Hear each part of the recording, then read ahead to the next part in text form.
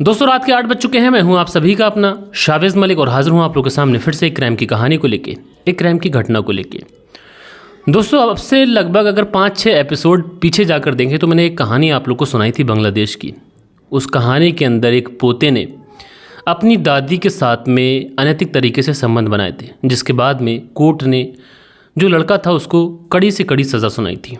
दोस्तों आमतौर पर देश और दुनिया से इस तरीके के किस्से आए दिन हमें देखने को मिलते रहते हैं। ऐसा नहीं है कि जो भी कहानियाँ आप लोग को सुनाई जाती हैं फेक होती हैं, और बहुत सारे लोग बोलते भी हैं कि ऐसा कैसे हो सकता है, ये कलंकित किया है, तरह तरीके की बातें। और दोस्तों हमेशा एक बात ध्यान रखिएगा, कभी भी किसी भी क्राइम को आप लोग धर्म के चश्मे से मत देखिएगा, क्योंकि ये जो क्राइम होते हैं ये क्राइम प्रवृत्ति के लोग होते हैं। ये कोई भी दरिंदा कहीं से भी हो सकता है। और दोस्तों आज की जो घटना मैं आप लोग को सुनाऊंगा, ये घटना आप लोग को सोचने और समझने पे मजबूर करेगी। ये घटना आप लोग को बताएगी कि समाज के अंदर किस तरीके के दरिंदे भी रह रहे हैं। अच्छा, इस घटना का मैं स्क्रीनशॉट भी लगाऊंगा, क्योंकि बहुत सारे लोग ये भी सोचते हैं कि जो कहानी सुनाई है शायद फेक है, व्यूज़ के चक्कर में इस तरीके की कहानी सुनाई गई है। तो कहानी आप लोग को सोचने और समझने पर मजबूर करेगी, क्योंकि एक अदालत है, उस अदालत के अंदर एक बुज़ुर्ग व्यक्ति जिसकी उम्र 61 साल के आसपास है, वो कोर्ट में खड़ा हुआ है और रिश्ते में वो एक लड़की का दादा लगता है। और उस लड़की की तरफ से इस व्यक्ति के ऊपर कुछ इल्ज़ामात हैं। उस इल्ज़ामात पे पुलिस ने अपनी छानबीन की थी, कोर्ट ने सबूत जुटाए थे, और उसके बाद में कोर्ट इस निष्कर्ष पे पहुंचता है कि जो व्यक्ति है इसके ऊपर 80,000 रुपये का जुर्माना लगाया जाता है और अंतिम सांस तक इसे आजीवन यानी कारावास की सज़ा सुनाई जाती है। जब इस व्यक्ति को ये सज़ा मिली थी तो जो कोई भी सुन रहा था वो हैरान था, और हर कोई अपने मुंह से सिर्फ एक अल्फाज बोल रहा था कि इस व्यक्ति को जो सज़ा मिली है ये बेहद ही कम है। इस व्यक्ति को अगर फांसी की सज़ा मिलती तो वो भी इसके लिए कम होती। तो ऐसा कौन सा पाप इस व्यक्ति ने किया था जिसकी वजह से इस व्यक्ति को कठोर से कठोर सज़ा सुनाई गई और इस व्यक्ति के प्रति किसी को भी संवेदनाएँ नहीं हैं। तो पूरी कहानी सिलसिलेवार तरीके से आप लोग को सुनाने वाला हूँ, बस आप लोग वीडियो में अंत तक बने रहिएगा। दोस्तों आज की कहानी की बात करें तो आज की कहानी की शुरुआत होती है उत्तर प्रदेश से।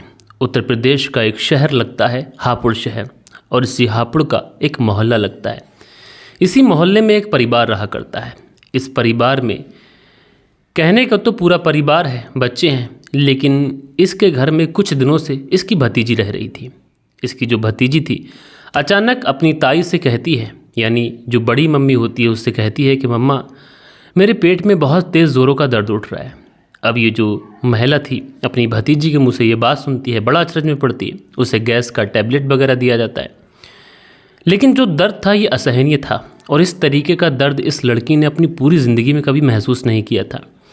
अब ये जो लड़की थी जब ताई को ये बात बताई तो वहाँ से कुछ हल ना निकला, तो अपने ताऊ के पास जाती है कि ताऊ मेरे पेट में तो बहुत ज़्यादा दर्द है, मुझे डॉक्टर के पास ले चलो।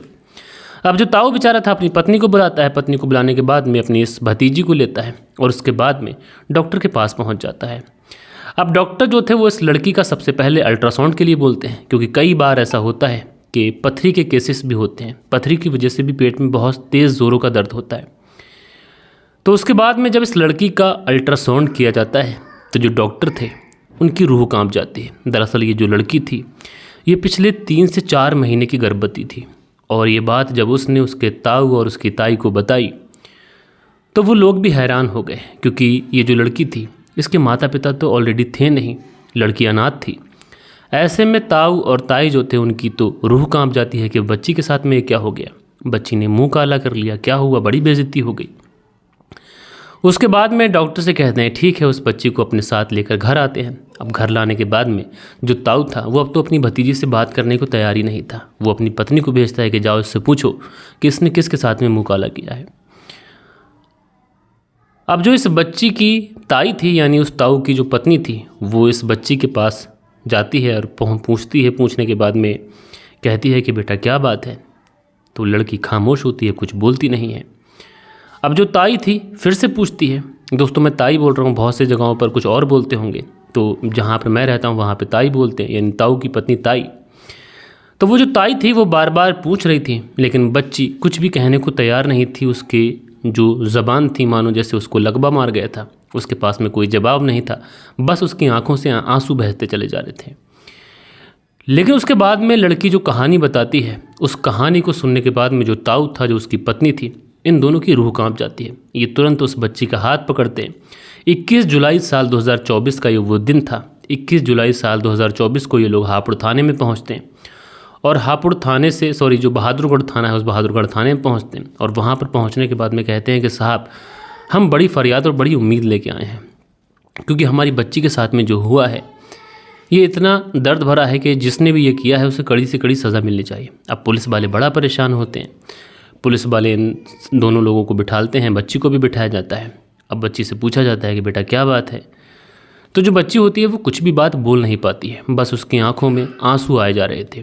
उसके बाद में जो ताऊ था वो पूरी बात बताता है सिलसिलेवार तरीके से। तो पुलिस पूछती है कि इस मामले में जो तुम बता रहे हो क्या ये सच है? तो जो ताऊ कहता है कि हाँ, ये 100% सच है। उसके बाद में पुलिस जो होती है वो तुरंत ये जो व्यक्ति पुलिस को बता रहा था इसके फूफा के यहाँ पहुँचती है, यानी लड़की के दादा के यहाँ, जिसका नाम कैलाश होता है, उम्र लगभग 61 साल के आसपास होती है। उसे गिरफ्तार करती है। गिरफ्तार करने के बाद में उसे सीधा पुलिस थाने लेके आ जाती है और पुलिस थाने लाने के बाद में इससे पूछताछ की जाती है कि बच्ची के साथ में तुमने दुष्कर्म किया है। तो जो कैलाश होता है ये कोई बात बताता नहीं है, लेकिन उसके बाद जब पुलिस सख्ती से पूछताछ करती है तो कैलाश अपनी ज़ुबान खोल देता है। और उसके बाद में दोस्तों जो कहानी निकल के आती है वो कहानी कुछ इस प्रकार होती है। दरअसल ये जो बच्ची थी, जो नाबालिग है, 14-15 साल के आसपास की उम्र है, और जो इसका ताऊ है, जो इस बच्ची को लेकर पुलिस थाने आया था, उसका एक छोटा भाई था। उसकी शादी हुई थी। शादी होने के बाद में उसे एक बेटी हो जाती है। उसके बाद में अचानक से रहस्यमय तरीके से इसके भाई की मौत हो जाती है, यानी इस लड़की के पिता की मौत हो जाती है। लड़की के पिता की मौत हो जाती है। अब सारी जिम्मेदारी परिवार की, यानी एक बेटी की जिम्मेदारी माँ पर आ चुकी थी। थोड़ा समय और गुजरता है, जो माँ होती है उसकी भी मौत हो जाती है। यानी बहुत ही कम उम्र में जो माँ थी और जो पिता थे, इन दोनों की मौत हो चुकी थी। ये जो लड़की थी उसके बाद में अपने पिता के फूफा के साथ चली जाती है। जो फूफा था ये इसी बहादुरगढ़ थाने का रहने वाला था, मेरठ में। और उसके बाद में ये उसके यहाँ रहने लग जाती है।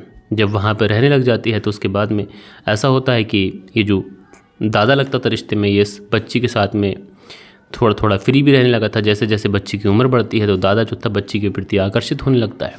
और उसके बाद में एक दिन जब घर पर कोई नहीं होता है तो उसी समय ये जो दादा था रिश्ते का, ये उस बच्ची के पास पहुंचता है और उससे ज़ोर ज़बरदस्ती करने लगता है। बच्ची विरोध करती है कि तुम मेरे दादू लगते हो, तुम किस तरीके से ये कर रहे हो। लेकिन ये दादा जो था वो दादा नहीं था, बल्कि वो शैतान बन चुका था।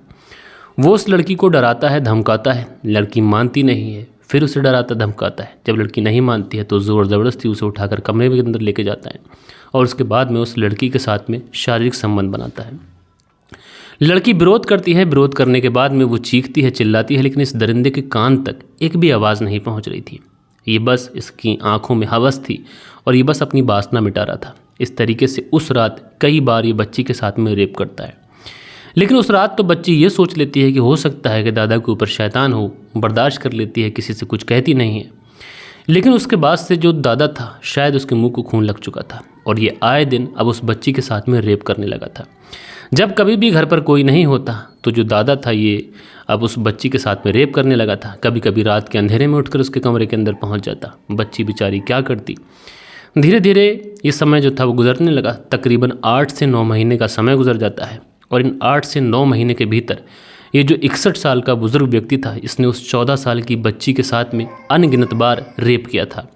और दोस्तों इसका अंजाम ये होता है कि जो बच्ची होती है वो गर्भवती हो जाती है और जब वो बच्ची गर्भवती होती है तो उसके पेट में दर्द होने लगता है। और जब वो दर्द के बारे में अपने उस दादा को और घर परिवार में लोगों को बताती है तो वो जो रिश्ते का दादा होता है वो इस बच्ची को इसके अपने साथ लेता है और उसके बाद में इसके ताऊ के यहाँ इसको छोड़ जाता है और कहता है कि ये जो बच्ची है हम इसकी परवरिश कर रहे हैं यहाँ तक तो ठीक है, लेकिन इस बच्ची के पेट में नले हो गए हैं।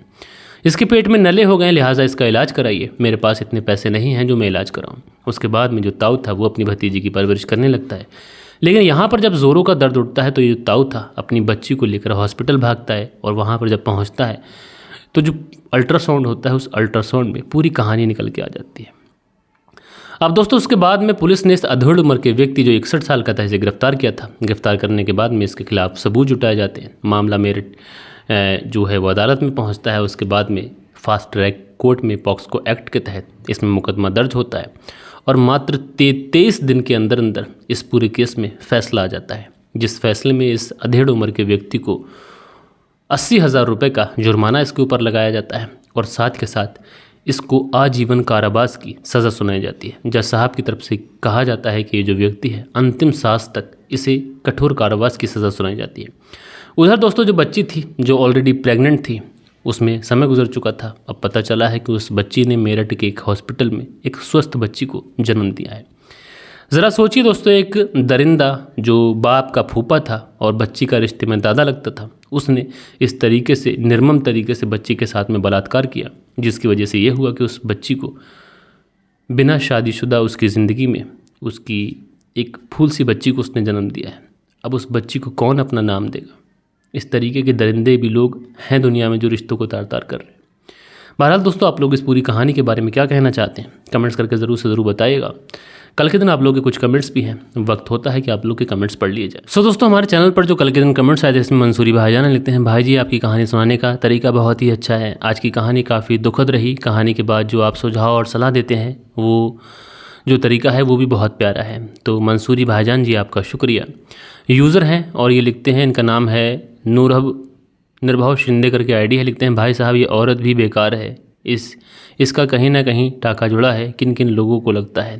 तो भाई यूज़र जी आपका शुक्रिया कि आपने अपना व्यू शेयर किया। सतबीर हैं लिखते हैं, कहानी सुनकर मुझे बहुत अच्छी लगी। सतबीर मुजफ्फरनगर उत्तर प्रदेश से, तो सतबीर जी आपका शुक्रिया। शरीफ मोहम्मद हैं लिखते हैं, भाई बहुत बहुत शुक्रिया अतुल सुभाष के बारे में बताने के लिए। शरीफ मोहम्मद जी आपका शुक्रिया। मंसूरी भाईजान लिखते हैं, भाई जी अस्सलाम वालेकुम रहमतुल्लाहि व बरकातहू। तो मंसूरी भाईजान जी वालेकुम सलाम व रहमतुल्लाहि व बरकातहू। आप कैसे हैं? आपका शुक्रिया कि आपने अपना प्यारा सा कमेंट्स किया। राजपुरा खबरनामा है लिखते हैं, शावेज़ भाई बहुत अच्छी तरह से डिस्क्राइब किया आपने, अतुल सुभाष को खुदकुशी में नहीं जाना चाहिए था। राजपुरा खबरनामा जी आपका बहुत शुक्रिया। हसीबुल अंसारी लिखते हैं, अस्सलाम वालेकुम मलिक भाई, आपकी कहानी सुनाने का तरीका एक नंबर है मेरे छोटे भाई। तो हसीबुल अंसारी जी वालेकुम सलाम, आपका बहुत बहुत शुक्रिया मेरे बड़े भाई। गोल्डन वाल करके हैं लिखते हैं, शावेज़ भाई अतुल सुभाष उत्तर प्रदेश के नहीं थे बल्कि समस्तीपुर बिहार के थे। हाँ वो समस्तीपुर बिहार के थे, लेकिन न जाने मैं कहानी सुना रहा था उस समय मेरे मुंह से उत्तर प्रदेश निकल गया, उसके लिए माफ़ी चाहता हूँ। हारून अंसारी लिखते हैं, अस्सलाम वालेकुम भाई, आपकी कहानी दुबई से सुनता हूँ, कुशीनगर का रहने वाला हूँ। तो हारून अंसारी जी आपका शुक्रिया। राजकिशोर चौरसिया हैं लिखते हैं, राजकिशोर चौरसिया महाबालेश्वर महाराष्ट्र से कहानी सुनते हैं। तो भाई आपका बहुत बहुत शुक्रिया। प्रकाश राज हैं लिखते हैं, जस्टिस फॉर अतुल भाई। प्रकाश राज जी आपका बहुत शुक्रिया। नमस्ते मलिक भाई साहब, नाइस स्टोरी। सुरेंद्र कुमार श्री विजयनगर राजस्थान से, तो भैया आपका बहुत बहुत शुक्रिया सुरेंद्र जी। उसके बाद सोहनलाल सेतिया हैं लिखते हैं, गुड स्टोरी। तो सोहनलाल जी आपका बहुत शुक्रिया। और उसके बाद अगला जो कमेंट्स है राजेंद्र कुमार का है लिखते हैं, सर तो बहुत ही दर्दनाक कहानी थी। तो राजेंद्र कुमार जी आपका शुक्रिया। अनिल कुमार अमेरिका से कहानी सुनते हैं, भैया बहुत शुक्रिया। राजेंद्र हार्ट बनाते हैं, रोज़ बनाते हैं, शुक्रिया। खान करके लिखते हैं, खालिद भाई, अब्दुल्ला भाई, कामिल भाई कुंदर की मुरादाबाद यूपी से सुनते हैं। बहुत दिनों के बाद इन्होंने कमेंट्स किया है, आपका बहुत बहुत शुक्रिया। मोहम्मद जोरस हैं लिखते हैं, अतुल की प्रॉब्लम बहुत ज़्यादा थी पर सुसाइड समस्या का हल नहीं था। बहुत अच्छी बात कही आपने मोहम्मद जोरस जी, आपका शुक्रिया। सुनील त्यागी हैं लिखते हैं, कहानी से बहुत शिक्षा मिली। रेणु सुनील त्यागी शाहनापुर शहर से, तो आपका बहुत बहुत शुक्रिया। दी वेरेस्टर हैं लिखते हैं, अतुल अगर सुसाइड ना करता और ख़ुद लड़ता तो केस में इंसाफ मिल सकता था। बहुत अच्छी बात कही दी वेरेस्टर जी आपने, आपका बहुत शुक्रिया। माजिद अंसारी हैं लिखते हैं, अस्सलाम वालेकुम। तो भाई वालेकुम सलाम, कैसे हैं आप? उसके बाद में शरीक कुमार हैं लिखते हैं, यार पब्लिक को टेम्पर करने के लिए कहानी में एक्स्ट्रा मसाला मार के क्यों बोलते हो? भाई जो कुछ मैंने बताया था वो आज तक पर पूरी डिटेल में लिखा हुआ था, वही कुछ मैंने बताया था, बाकी मैंने एक्स्ट्रा कुछ भी मसाला उसमें नहीं डाला था। आप थंबनेल की बात कर रहे होंगे, थंबनेल में मैंने जो लिखा था, लेकिन आप अतुल जिन्होंने सुसाइड किया है उनका वीडियो देखेंगे जाके तो आपको पता चलेगा कि उन्होंने अपनी पत्नी के ऊपर किस तरीके के इल्ज़ाम लगाए हैं। वही कुछ मैंने थंबनेल पर हेडलाइंस में लिखा था। निशा सिंह हैं और वो भी यही कहती है थंबनेल के बारे में। तो निशा सिंह जी आपका शुक्रिया, लेकिन थंबनेल पर वही लिखा था जो वीडियो में उन्होंने सुसाइड करने से पहले बोला था। उसके बाद में फराज अहमद लिखते हैं, बहुत बुरा हुआ फराज अहमद जी, शुक्रिया। उसके बाद में मोहम्मद आलम शेख हैं लिखते हैं, उत्तर प्रदेश के नहीं थे बिहार के थे। जी आप बहुत बहुत शुक्रिया। उसके बाद में आपकी कहानी की हेडिंग हर बार धोखा दे जाती है, कुछ और होती जबकि हेडिंग कुछ और है। तो वसीम रजा जी ऐसा नहीं है, खैर आपका शुक्रिया। और उसके बाद में डॉक्टर ए के अग्निहोत्री प्रयागराज उत्तर प्रदेश से सुनते हैं, आपका बहुत शुक्रिया। सो दोस्तों आज की कहानी थोड़ी लेंथी भी नहीं हो पाई, उसके पीछे रीज़न ये था कि मैं आज एक शादी समारोह में गया हुआ था, इस वजह से वीडियो भी आज का लेट हो रहा है और सर बहुत ज़्यादा दर्द कर रहा है। तो इस वजह से मैंने बहुत शॉर्ट में ये कहानी आप लोग को सुनाई है ताकि आप लोगों से जुड़ा हुआ हूँ। तो कम से कम आप लोग इंतज़ार करते हैं और आप लोग वीडियो का इंतज़ार करते हैं, तो कम से कम आप लोग को वीडियो मिल सके। सो दोस्तों ये थी कहानी और ये थे आप लोगों के प्यारे प्यारे कमेंट्स। मिलते हैं कल के दिन किसी और क्राइम स्टोरी के साथ में। जब तक के लिए अपना ख्याल रखिएगा, देश का ख्याल रखिएगा, परिवार के रिश्तों की अहमियत को समझिएगा। जय हिंद, जय भारत।